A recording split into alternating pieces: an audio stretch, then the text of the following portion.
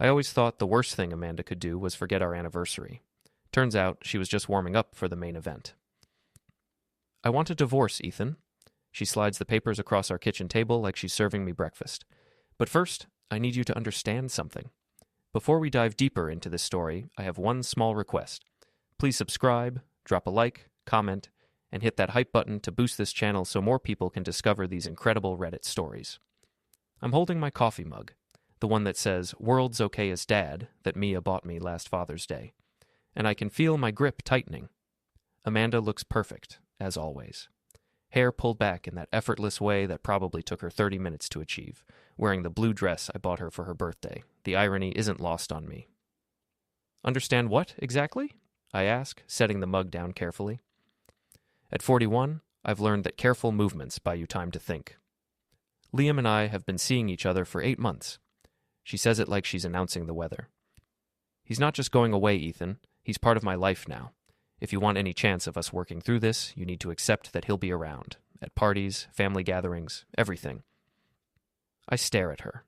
Liam. The personal trainer from her gym. The guy who posts shirtless selfies on Instagram with captions like "grinding never stops" and "beast mode activated." The guy who calls everyone bro and thinks carbs are the devil. Let me get this straight, I say, my voice surprisingly steady. You want me to accept your boyfriend as part of our social circle, or you're filing for divorce? It's not that simple. It sounds exactly that simple, Amanda. She fidgets with her wedding ring. Still wearing it, I notice. Look, I know this is hard, but Liam makes me feel alive again. When's the last time you and I went hiking, or tried a new restaurant, or did anything besides watch Netflix and complain about work? I could point out that I suggested hiking 3 weeks ago, and she said her trainer recommended rest days. I could mention the reservation I made at Chez Laurent that she canceled because Liam needed help moving his equipment. I could remind her that I've been asking for date nights for 2 years while she claimed she was too busy with work. Instead, I reach for a pen. "What are you doing?" she asks. "Signing." I flip through the papers, scanning the legal jargon. She's been thorough. 50-50 split of assets, joint custody of Ross and Mia, standard stuff. You've made your choice, Amanda. I'm not going to beg. Her face changes. This isn't the reaction she expected. Ethan, wait. Maybe we should talk about this more. I thought you'd want to fight for us. I sign my name with a flourish that would make my high school English teacher proud. Fight for us? You mean fight to share you with your boyfriend? Hard pass. I slide the papers back across the table. For the first time in years, I feel my pulse slow down instead of speed up. It's almost peaceful. I'll pack a bag and be out by tonight, I tell her. The kids can reach me on my cell. Amanda's mouth opens and closes like a fish out of water. But where will you go? What about the house payments? What about... You should have thought about that before you gave me an ultimatum. I stand up, leaving my coffee half finished. Tell Liam he can have my spot in the bed, but the garage is off limits. My tools stay with me. I walk upstairs to pack, and I can hear her calling Jenna, her work friend and personal drama amplifier. He just signed them, Jen. He didn't even fight. I don't understand. I don't understand either, Amanda. I don't understand how you thought this would work. But I'm about to get an education in just how deep this betrayal goes. 2 hours later, I'm loading my truck when Ross pulls into the driveway. My 19-year-old son takes one look at the suitcases and his mother crying on the front porch, and his face hardens. Dad? What's going on? Your mother and I are getting divorced, son. I'm moving out today. Ross glances toward Amanda, then back at me. Because of that gym guy? Smart kid. Among other things. That's such bullshit. He helps me load the last box. Where are you going to stay? I found a place downtown. Small, but it'll work. I hand him the address. You and Mia are welcome anytime. Amanda appears beside us, mascara streaking her cheeks. Ross? Honey, this isn't how I wanted you to find out. Your father and I just grew apart, and sometimes adults need to... Mom, please. Ross's voice carries the weight of disappointment that only a teenager can muster. I've seen Liam's car here when Dad was at work. We're not stupid. The look on Amanda's face is priceless. She's been caught, and she knows it. I'll call you tonight, I tell Ross, then climb into my truck. As I drive away, I catch sight of Amanda in my rearview mirror, standing in our driveway looking lost. She was ready to make peace. Too bad my peace didn't include her. My new apartment is a furnished studio above Tom's Bar on 5th Street. It's not much, just a bed, a desk, and a kitchenette that's optimistically generous in its naming, but it's mine. No shared space, no compromises, no boyfriend sleeping in my bed. Tom's an old friend from college who never married, never had kids, and never seemed to regret either choice. When I called him 3 days ago, desperate for a place to crash, he offered me the apartment without hesitation. "Divorced guys make the best tenants," he said, sliding me the key. "You're too depressed to throw parties and too broke to skip rent." He's not wrong about the broke part. Despite my IT salary at Henderson and Associates, splitting assets and maintaining 2 households is going to be tight. But I've got a plan for that. It's Friday night, and I'm sitting at the bar downstairs, nursing a beer and listening to the conversations around me. Turns out when you're single and invisible, people talk around you instead of to you. It's amazing what you can learn. "Did you see Amanda Hayes' Instagram?" The voice belongs to Cheryl, a woman I vaguely recognize from the neighborhood. "She's posting all these couple photos with that trainer guy. It's kind of embarrassing, honestly." Her friend nods. "My daughter goes to school with Mia. She says the whole thing is really awkward, like the guy is barely older than Ross." I take another sip of beer and file this information away. Amanda's making our business public, which means she's fair game. My phone buzzes. A text from Jenna. "Ethan, Amanda is really struggling. She never meant for things to happen this way. Can you please call her?" I delete the message without responding. Another buzz. This time it's a voicemail from Amanda herself. "Ethan, please. I know you're angry, but we need to talk about the kids, about the house payments, about everything. I made a mistake with the ultimatum. Can we try again?" I listen to the whole thing, then delete it too. Tom slides me another beer. "She's been calling here too, wants to know if you're okay, if you're eating, if you need anything." "What did you tell her?" "That you're fine, you're eating, and what you need is for her to stop calling." He grins. She didn't like that answer. I'm starting to understand something about Amanda that I missed during our 20-year marriage. She needs to control the narrative. She needs to be the victim, the misunderstood wife who is driven to seek comfort elsewhere. My calm acceptance of the divorce is ruining her story. My phone rings. It's Ross. "Hey, Dad, how's the new place?" "Small but functional. How are you holding up?" "Honestly, it's weird. Mom keeps crying and asking if we're mad at her. Liam was here yesterday trying to be all buddy-buddy with me and Mia. It was gross." I can picture it. Liam with his protein shake and his motivational quotes, trying to win over my kids. "What did you tell him?" Mia told him that our dad could bench press more than him, even with a dad bod, and I asked him if he knew that adultery is still technically illegal in our state. I nearly choke on my beer. "You didn't." "We did. He left pretty quickly after that." That's my kids. Sharp as knives, both of them. "Dad, can I ask you something?" "Shoot." "Are you really okay with all this? Because you seem, I don't know, calmer than I expected." "It's a good question. Am I okay?" "Not exactly, but I'm something else. Something I haven't been in years. I'm free." "I'm figuring it out, son. Day by day." After we hang up, I open my laptop and start doing what I do best. Research, social media, public records, professional networks. Amanda thinks she knows me, thinks she married a pushover who'll quietly accept whatever scraps of dignity she's willing to throw my way. She's about to learn otherwise. I start with Liam's Instagram. It's a goldmine of narcissistic oversharing. Photos of him with various women over the past 2 years, including several recent ones that overlap with his supposed relationship with Amanda. Screenshots saved. Next, I check Amanda's LinkedIn. She's been posting about work-life balance and following your dreams. The comments are interesting, several people asking if she's okay, if everything is all right at home. The gossip mill is already turning, but the real treasure is in the public records. Property transfers, business licenses, court filings. I've got access to databases through work, and I know how to use them. By the time I close the laptop, I've got a picture of Amanda and Liam's situation that I don't think they fully understand themselves. They're not just having an affair, they're planning a whole new life together. Joint gym membership, apartment applications, even a business license for some kind of fitness consulting venture. They're not just betraying me, they're replacing me. That's fine. I hope they like their new life. Because I'm about to make their transition very, very public. I finish my beer and head upstairs to my small apartment. Tomorrow, I start phase 1 of what I'm calling the Transparency Project. If Amanda wants to make our business public, then let's make it all public. Every last detail. Monday morning, I'm back at work like nothing happened. Henderson and Associates is a mid-sized IT consulting firm, and I've been their senior systems analyst for 8 years. My colleagues know about the divorce. Office gossip travels fast, but they're tactful enough not to pry. Except for Janet from HR, who corners me by the coffee machine. Ethan, I'm so sorry to hear about you and Amanda. If you need to talk to someone or if you need time off, just let me know.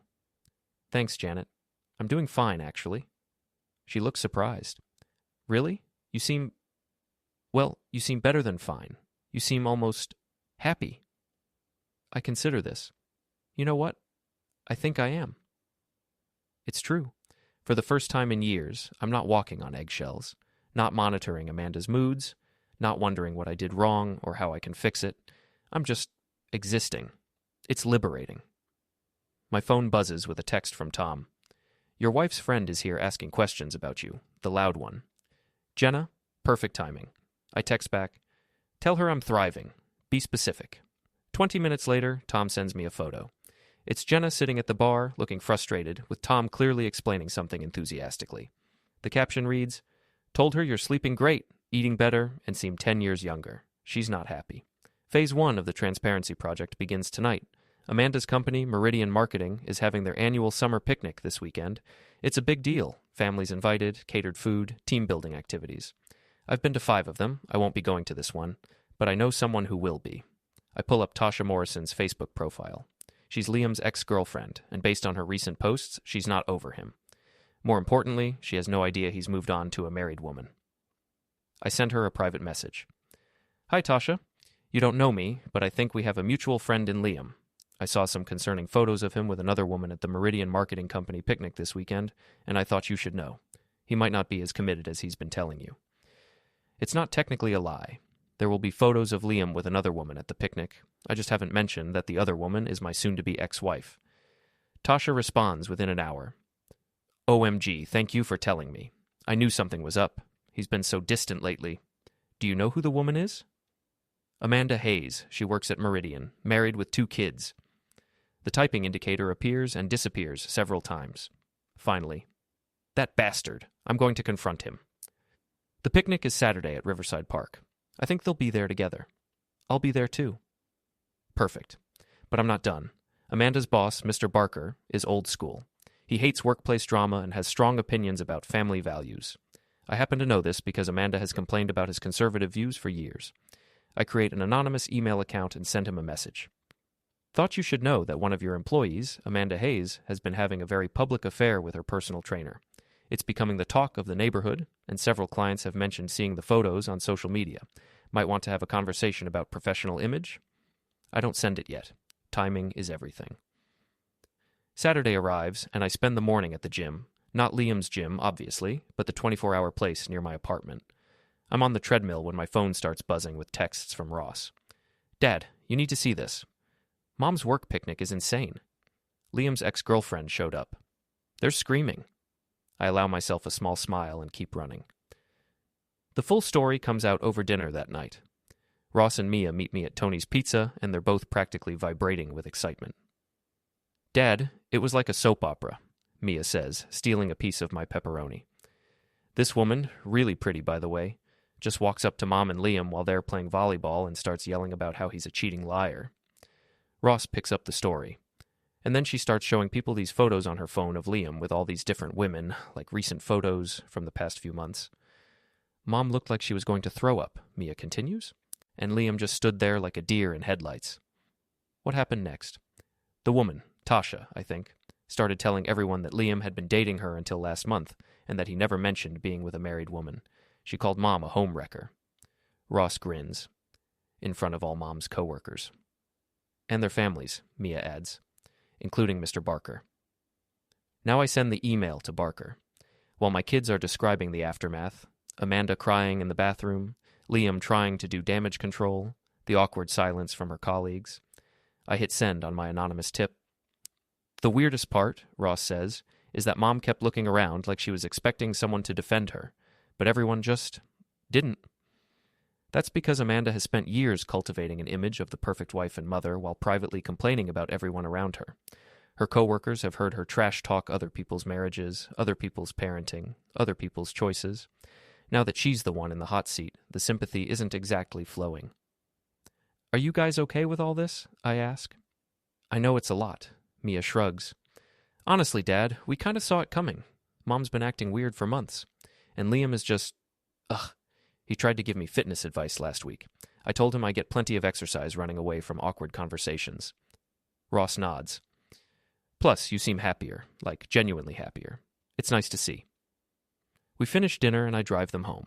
Amanda's car is in the driveway, but Liam's Range Rover is nowhere to be seen. Trouble in paradise, perhaps? As I'm pulling away, my phone buzzes with a call from Amanda. I let it go to voicemail, then listen to the message while I drive back to my apartment. "Ethan, I know you're angry, but what happened today was humiliating. Someone set me up. Someone told that woman where to find us. I don't know who would do something so cruel, but I think we need to talk. About boundaries. About how we handle this divorce. Call me." I delete the message and park behind Tom's bar. Through the window, I can see the usual Friday night crowd. Normal people living normal lives, dealing with normal problems. I'm not normal anymore. I'm something else. Something Amanda created when she handed me that ultimatum. I'm shatterproof, and this is just the beginning. The fallout from the picnic is swift and brutal. By Monday morning, Amanda is the subject of whispered conversations and sideways glances at Meridian Marketing. By Tuesday, she's called into Mr. Barker's office for a discussion about professional conduct. I know this because Jenna can't help herself. She shows up at Tom's bar Tuesday night, clearly fishing for information about my state of mind. What she gets instead is a front row seat to my apparent thriving. "He's like a different person," I overhear her telling someone on the phone while she waits for her Uber. Confident, relaxed. It's actually kind of annoying. Tom slides me a beer and grins. "She's been here for 2 hours trying to get me to say you're falling apart." "What did you tell her?" "That you joined a gym, bought new clothes, and seemed to be enjoying the single life." He pauses. "The gym part is true, at least." "It is true. I've been working out every morning at 5 a.m., not because I'm trying to compete with Liam, but because I have energy to burn and time to kill. Amazing what happens when you're not spending 2 hours every evening walking on eggshells around someone else's mood." My phone buzzes. Text from Amanda. "We need to talk. Tonight. It's important." I respond, "No." She calls immediately. I let it go to voicemail. "Ethan, this is ridiculous. We have children together. We have a house. We have responsibilities. You can't just ignore me forever. I'm coming to your apartment." That's interesting. She doesn't know where I live. I call Tom from upstairs. "If a blonde woman in a BMW shows up asking about me, you've never heard of me." "Got it. Should I be worried?" "Nah, just establishing boundaries." An hour later, Tom texts me. "Your ex is here. I told her I don't know any Ethan. She's not buying it." I look out my window and see Amanda pacing in front of the bar, phone pressed to her ear. She's gesturing wildly, clearly frustrated. After 20 minutes, she gets back in her car and drives away. My phone immediately starts ringing. Amanda, then Jenna, then Amanda again. I turn it off and go to bed. The next morning, I wake up to 17 missed calls and 12 text messages. The general theme is that I'm being unreasonable, childish, and cruel, that Amanda just wants to work things out like adults. What Amanda wants is control of the narrative. She wants to be able to say she tried to reconcile, that I was the one who refused to communicate. She wants to paint herself as the reasonable party, and me as the bitter ex-husband. I'm not playing that game. Instead, I'm playing a different game entirely. I drive to the courthouse and file a motion for full custody of Ross and Mia, citing Amanda's affair and unstable living situation. It's a long shot. The kids are old enough to choose where they want to live, but it sends a message. Then I visit my lawyer, Patricia Wells, a sharp woman in her 50s who specializes in high-conflict divorces. "Ethan, I have to ask, are you sure you want to take this approach? Amanda could make things very difficult if she feels cornered." "She already made things difficult when she gave me an ultimatum to accept her boyfriend. I'm just responding in kind." Patricia reviews the custody motion. "The adultery angle is good, but the real strength here is the kids' ages. Ross is 19, technically an adult. Mia is 17 and can petition the court for her preference. If they want to live with you, they do.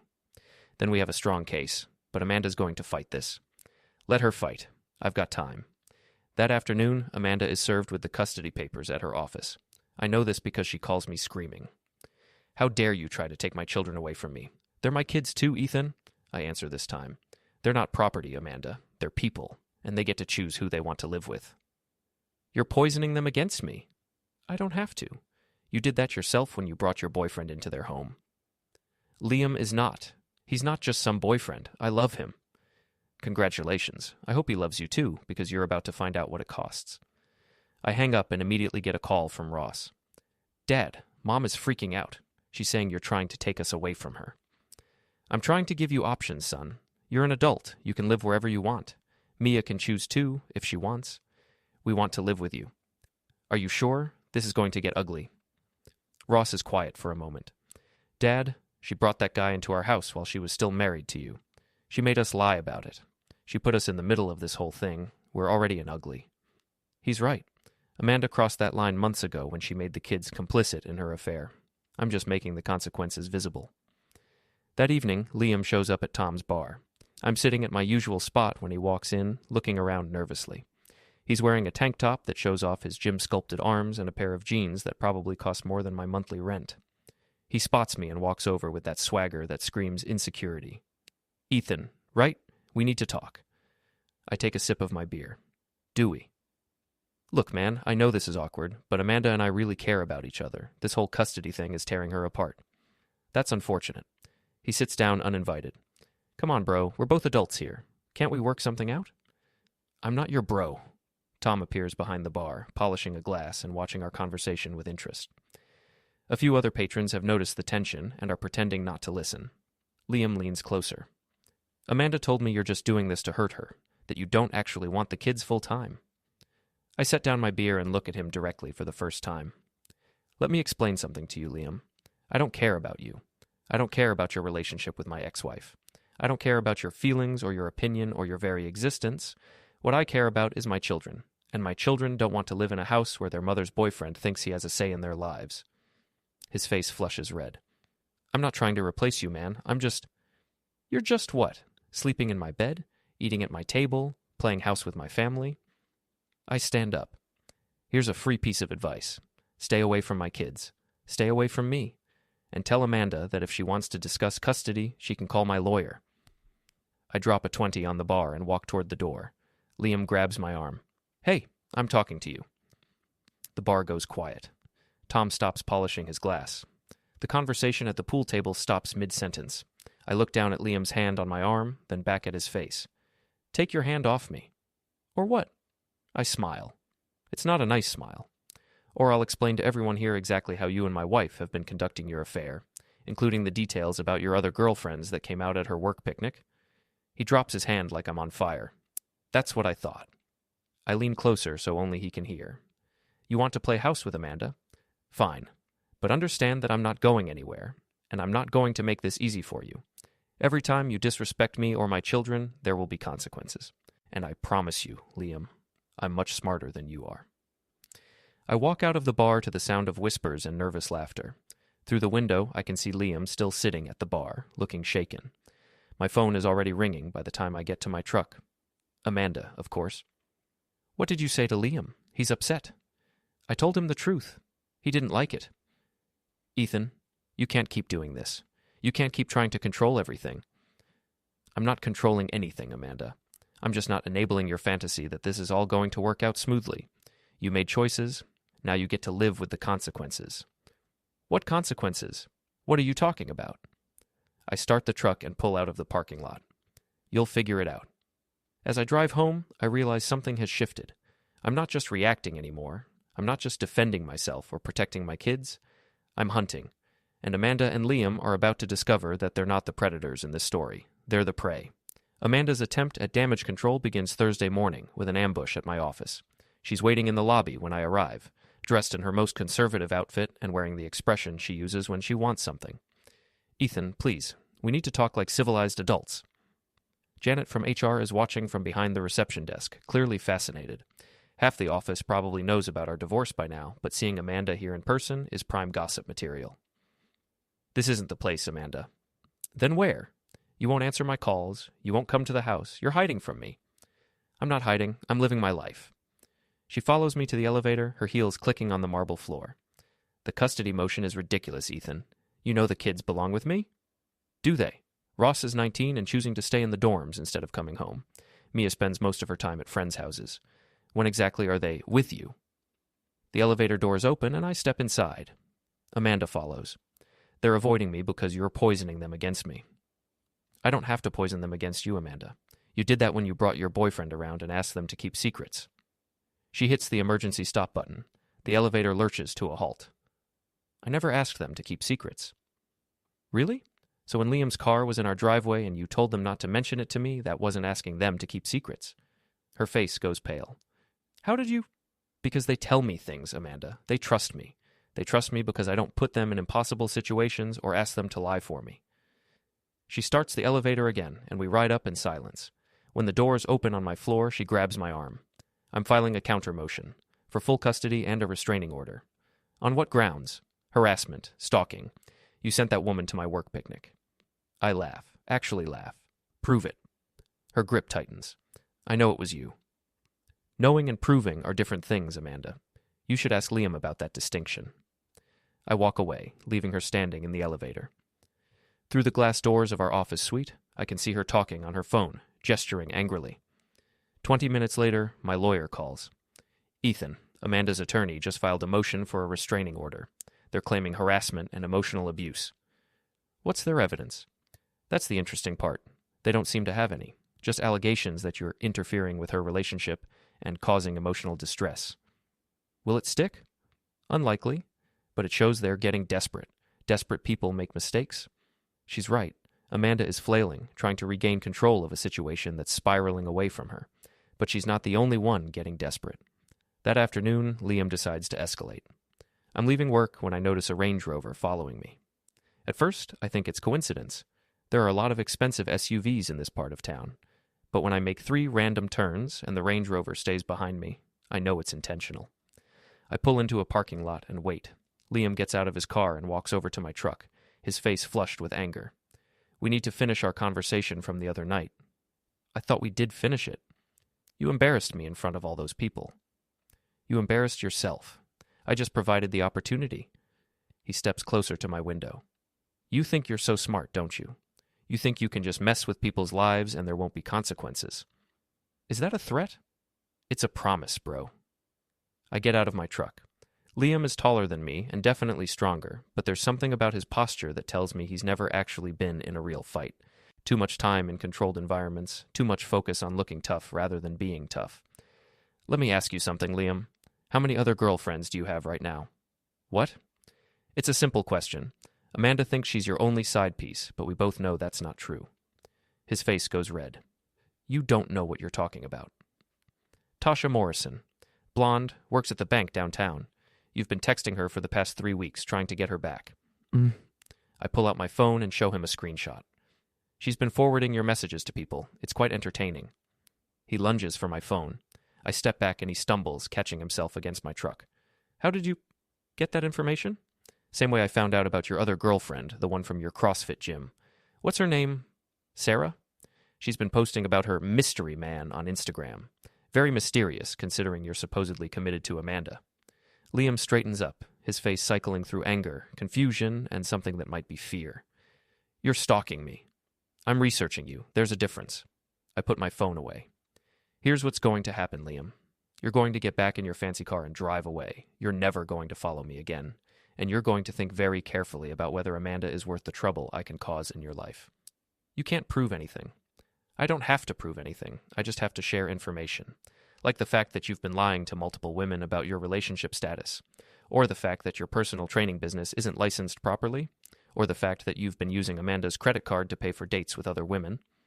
That last one is a guess, but his reaction tells me I'm right. You're insane. No, I'm thorough, and I'm just getting started. Liam gets back in his Range Rover and drives away, tires squealing. I watch him go, then get back in my truck and head home. My phone starts ringing before I'm out of the parking lot. Amanda. What did you say to Liam? He's talking about leaving town. Maybe he should. Ethan, this has to stop. You're destroying my life. I'm not destroying anything, Amanda. I'm just shining a light on what's already there. What's that supposed to mean? It means your boyfriend isn't who you think he is, but you'll figure that out soon enough. I hang up and drive home through the evening traffic, feeling something I haven't felt in months. Anticipation. Amanda thinks this is about winning her back or punishing her for the affair. She doesn't understand that this isn't about her anymore. This is about consequences. This is about accountability. This is about showing two selfish people that actions have reactions, and that not everyone is going to quietly accept being treated like collateral damage in their love story. But most of all, this is about proving to myself that I'm not the passive, accommodating pushover that Amanda married. I'm something else entirely. Something she created when she handed me those divorce papers and told me to accept her boyfriend or lose her. I chose to lose her. Now I'm choosing to win everything else. The annual Riverside Street Festival happens the last weekend of August every year. It's a big deal in our town. Local bands, food trucks, craft vendors, and a main stage where the mayor gives speeches and community groups perform. Amanda and I used to take the kids every year when they were younger. This year, I'm going alone. Sort of. I've spent the past 2 weeks orchestrating what I'm calling my masterpiece. It started when I discovered that Liam's personal training business is actually a front for something much more interesting. He's been running what amounts to a pyramid scheme, convincing clients to buy overpriced supplements and sign up other clients for commission. It's not technically illegal, but it's definitely unethical. More importantly, it's exactly the kind of thing that falls apart when exposed to sunlight. I'm walking through the festival, enjoying a funnel cake and watching families enjoy the perfect Saturday afternoon when I spot them. Amanda and Liam are at the Meridian marketing booth, trying to look like the perfect couple while Amanda's coworkers pointedly ignore them. Amanda looks tired. The stress of the past month has taken its toll. There are dark circles under her eyes, and she's lost weight. Liam looks nervous, constantly checking his phone and scanning the crowd like he's expecting trouble. He should be. At 2 p.m., the trouble begins. Tasha Morrison appears at their booth with 3 other women I don't recognize. They're all carrying printed photos and what look like bank statements. Liam, Tasha's voice carries across the festival noise. We need to talk. Amanda looks confused. Liam looks like he's about to throw up. Ladies, this isn't the place. This is exactly the place, one of the other women says loudly. Everyone should know what kind of man you are. A crowd starts to gather. I position myself where I can see everything but remain invisible. You told me you were single, Tasha announces, waving a photo. You told Sarah you were single. You told Jessica you were single. But you're living with a married woman and using her credit card to pay for dates with us. Amanda's face goes white. What is she talking about, Liam? It's not. This is a misunderstanding. Is it a misunderstanding that you charged a $200 dinner at Romano's to Amanda's card while you were out with me? Sarah holds up a bank statement. Because I have the receipt right here. The crowd is growing. Someone starts recording with their phone.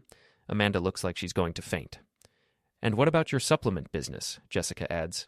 The one where you promised us we'd make thousands of dollars selling protein powder to our friends? Turns out that's called a pyramid scheme, and it's illegal in 3 states. Liam tries to back away from the booth, but he's surrounded now. The crowd includes several of Amanda's coworkers, some neighbors, and what looks like half the town. This is harassment, he shouts. I'm calling the police. Please do, Tasha says sweetly. I'd love to show them the text messages where you asked me to lie to your other girlfriends about our relationship. Amanda finally finds her voice. Liam, what is going on? Who are these women? They're his other girlfriends, Sarah explains helpfully. The ones he's been seeing while he's been living with you. We all got together and compared notes after that incident at your work picnic. The crowd murmurs appreciatively. This is better than any entertainment the festival organizers could have planned. How many? Amanda's voice is barely a whisper. How many what? Liam asks desperately. How many other women? The 3 women look at each other, then at Amanda with something that might be sympathy. That we know of? Tasha says gently. 7. Amanda sits down hard in a folding chair. The crowd goes quiet, waiting to see what happens next. That's when I make my move. I walk up to the booth, and the crowd parts to let me through. Amanda looks up and sees me, and her expression cycles through surprise, hope, and finally, resignation. Hello, Amanda. Ethan. Her voice is barely audible. Did you know about this? I suspected. I tried to warn you, but you weren't interested in listening. Liam sees me, and his face hardens. You set this up. I didn't set anything up, Liam. I just connected some dots and shared information.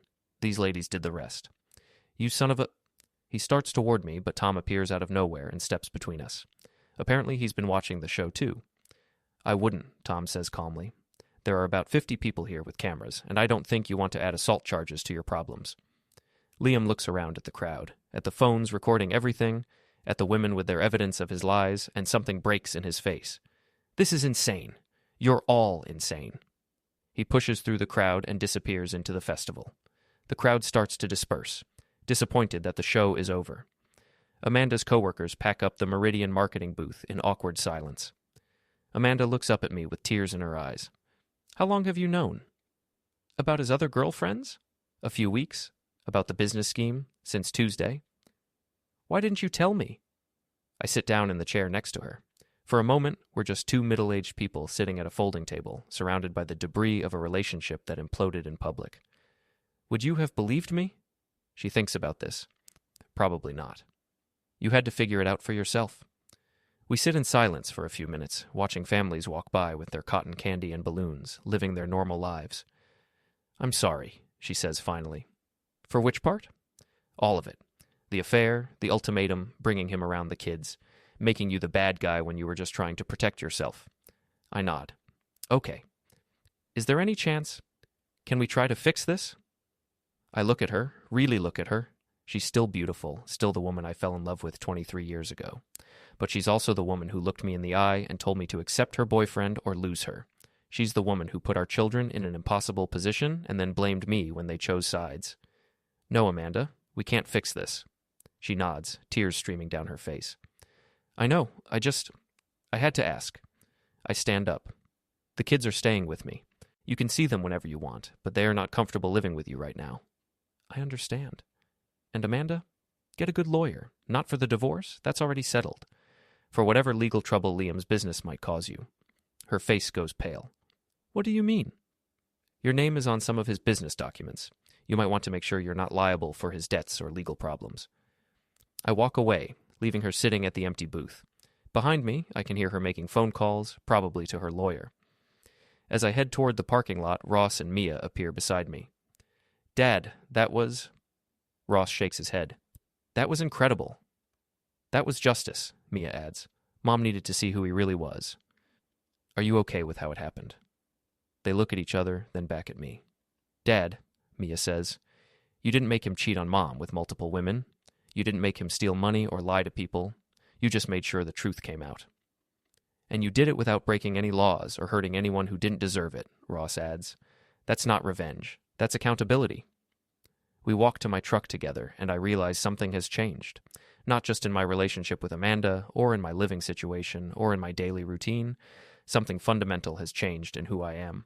For 20 years, I was the accommodating husband, the one who kept the peace, who avoided conflict, who bent over backward to make everyone else comfortable. I was the one who accepted blame for things that weren't my fault and apologized for having needs or opinions. That man is gone. In his place is someone harder, smarter, more strategic. Someone who doesn't start fights but doesn't back down from them either. Someone who understands that being nice and being weak are not the same thing. Someone who learned that sometimes the best way to handle people who try to break you is to show them that you're shatterproof. As we drive home through the evening light, I think about Amanda sitting alone at that folding table, finally understanding the cost of her choices. I think about Liam, probably packing his things and planning his exit from town. I think about the whispered conversations that will follow them both for months to come. Some things break under pressure, some things shatter completely, but some things, some people, discover that they're stronger than anyone imagined, including themselves.